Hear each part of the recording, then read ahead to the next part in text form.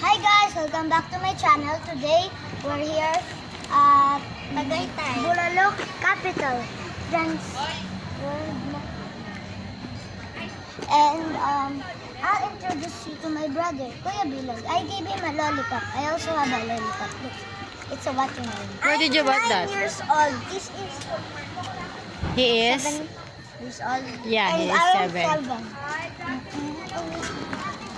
And who's that? Jello. Who's that My Jello? sister. Ayan. She is?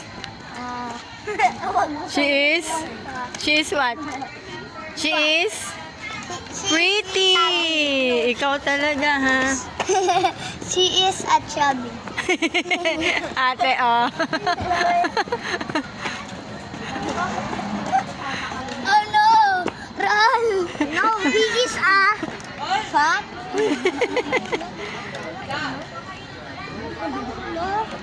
Wait lang. Jello.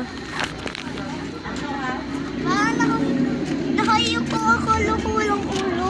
My brother thought he didn't have but bye. I'll make another episode. Bye. And don't forget to like, subscribe. Click the doorbell down below. Bye.